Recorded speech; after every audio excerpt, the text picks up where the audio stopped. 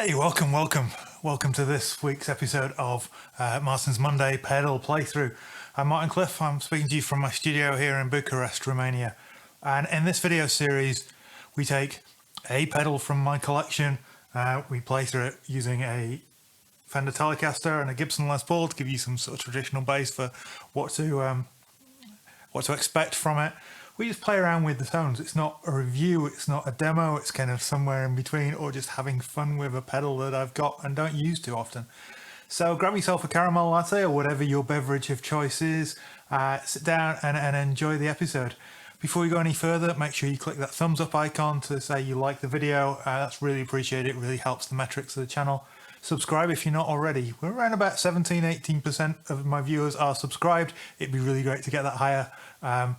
Yeah, really appreciate you being here. Comment down below if you've got this pedal, if you've tried this pedal, if there's a pedal that you think I've got that maybe you want to see next. I'm going to do my best to work through as many of my pedals as possible over the course of this year, always on these Monday slots. But yeah, let's get right on.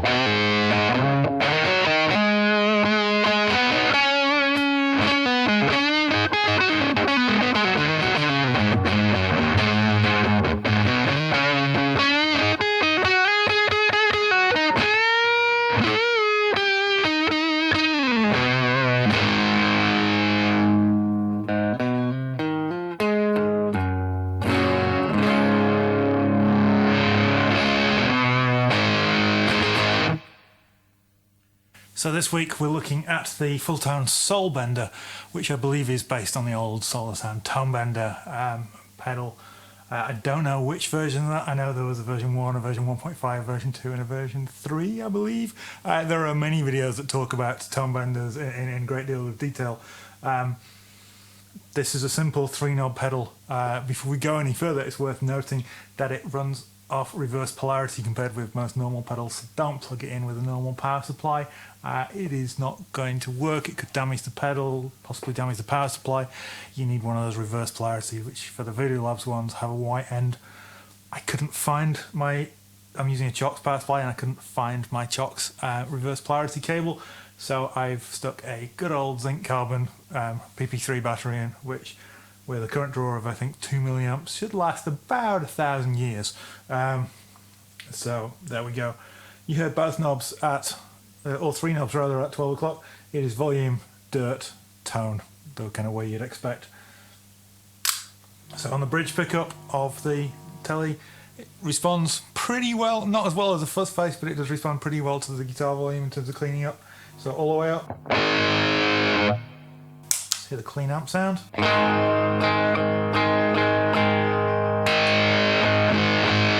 It's quite a bright fuzz. Take the guitar volume down to maybe 8. Down to maybe 6, and we've got more of a kind of just overdrive sound.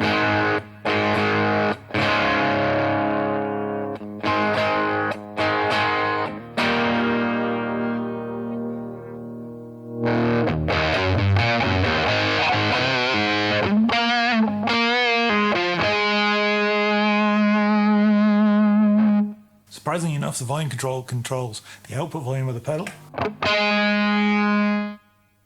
from nothing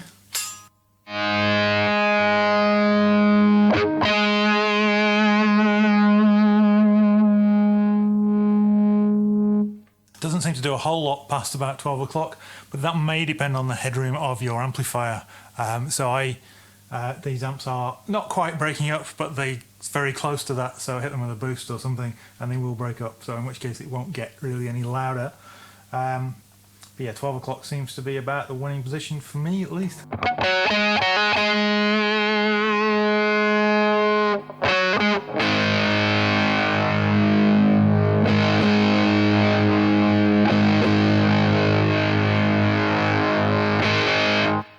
So like a rat pedal and various other things, the tone control works kind of in reverse. So all the way to the anti-clockwise is, anti-clockwise as you're looking at the camera, is the brightest tone, and then you're rolling off high end as you turn the knob up clockwise. So.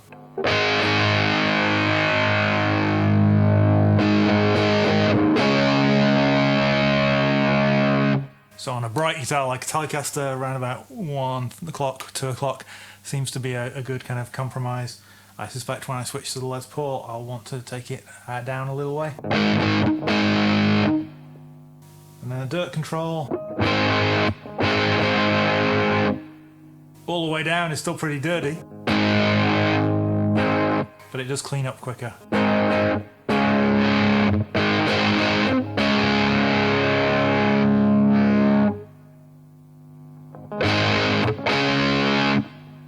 Not that noisy for a pedal with this much gain. Fuzz pedals, typically with a telly with lights and stuff, are really noisy.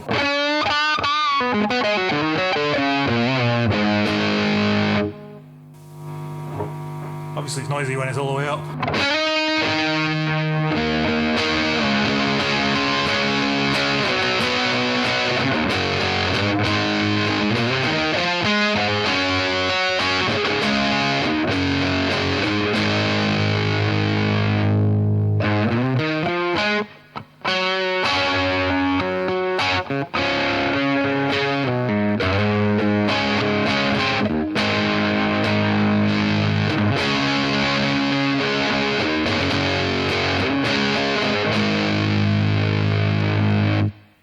To the neck pickup. With the guitar volume down, even with the dirt on full, there's no noise coming out of the pedal at all.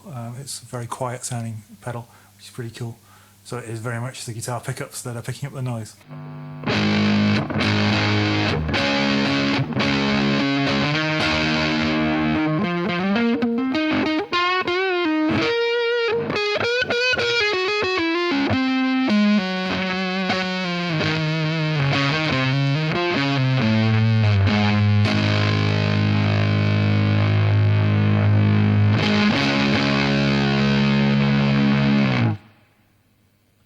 So it's getting a little bit more of that kind of synthetic fuzzy tone on the neck pickup with the dirt cranked. Just raise the volume a little, so it seems that, yeah, these two knobs are a little bit interactive. So with the dirt cranked, the volume has more effect. One of the classic things to do with a fuzz face, of course, is just to turn all the knobs on to full, or both the knobs on full. So I'll try that with the volume and dirt on this one just before I switch guitar. That most of the noise is being generated by the guitar pickups bodes well for the humbuckers on the telly, so let's find out.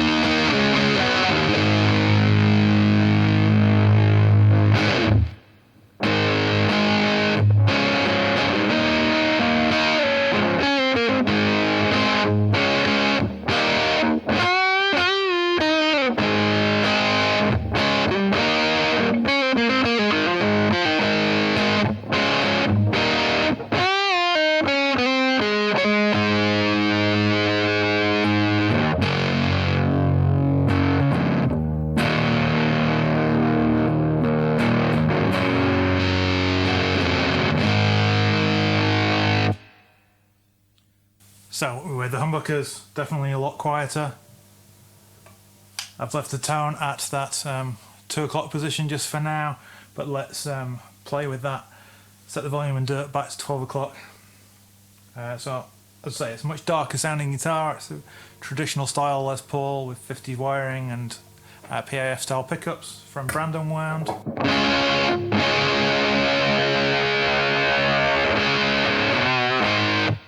Definitely turning the tone down, or up if you will, to around about 10 o'clock helps kind of bring up the brightness of this guitar just a little bit.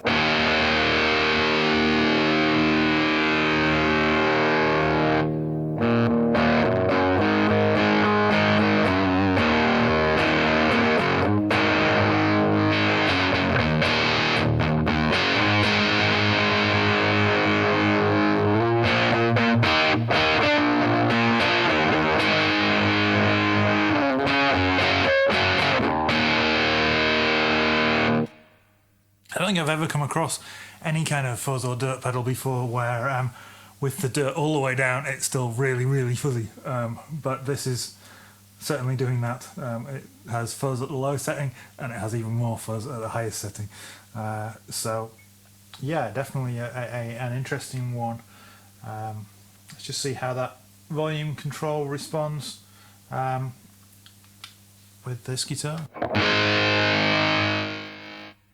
Yeah, so completely off.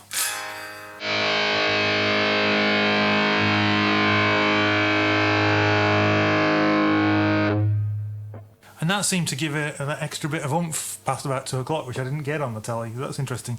Might be an impedance thing.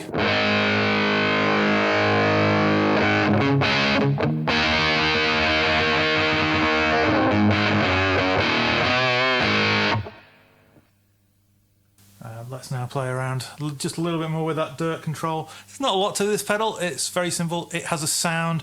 If you want that kind of vintage, sort of late 60s fuzz tone, I think it's more of a British tone. I'm not at all a scholar of that era of kind of blues and rock and roll music, but I believe the likes of Jeff Beck and Jimmy Page and people used ToneBender style pedals, and they've been used by many people since. This is a pretty faithful recreation of one of those circuits. As I say, there was quite a lot of difference between the different circuits, and I can't remember which one this is. But yeah, if vintage fuzz is your thing, this is a pretty cool example. Just remember that reverse polarity cable or stock up on batteries.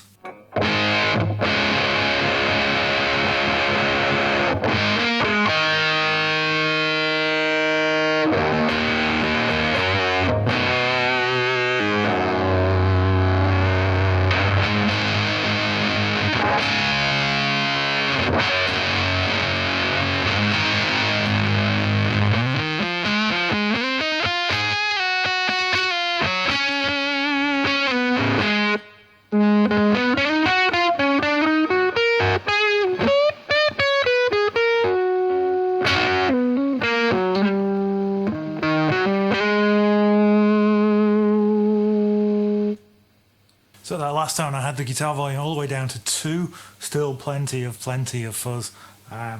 So yeah, still responding very much to the guitar volume controls. But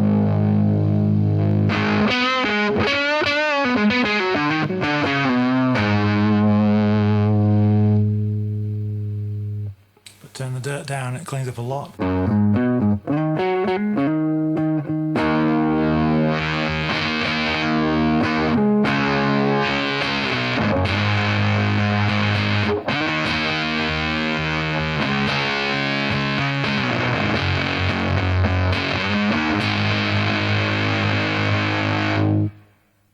So a wide range of available tones. It's very responsive to the guitar controls, so you need to bear that in mind when you're playing with this sort of pedal. Also, it really wants to be first in line in the chain. Don't put it after a wah pedal. That's not a good tone, I believe. Didn't even particularly like being after my tuner, which is supposedly true bypass. So I had to, with the Les Paul, plug straight into the pedal, despite the fact that it was working fine with the telly. I'm going to go fault find that, but in the meantime, yeah, this has been the Fulltone Soul Bender. I don't know if this is the current version. I don't know how available these pedals are. I haven't bought a Fulltone pedal in about 6 or 7 years. I just made a decision that it was a company that I didn't necessarily want to continue buying pedals from. But the pedals I've got from them have been, for the most part, pretty reliable. I've had to replace a couple of foot switches, but other than that, yeah, they seem to work. They're rock solid, nicely made recreations of vintage pedals, and I think they've got some newer stuff as well. I had the Catalyst, which kind of was like halfway between the Fat Boost that I reviewed a week or two ago and this, as in, it would do the whole gamut from clean boost, treble booster, overdrive, distortion, and fuzz. I don't have that pedal anymore because a friend really liked it and buzzed it off me. But that would do similar kinds of tones to this, but without being as authentic to the to the old traditional circuit. But yeah, this is pretty cool. So a big thank you for watching this week's episode of Marston's Monday Pedal Playthrough. Come back next week for more. There's a whole series of videos already in this playlist. A load of bass stuff initially, then some TC pedals I had to do back when I was stuck back in the UK, and now we're kind of going through some of the more interesting stuff. Yeah, remember to click the thumbs up icon if you've not done already, subscribe to the channel. I'll see you next week. Take care.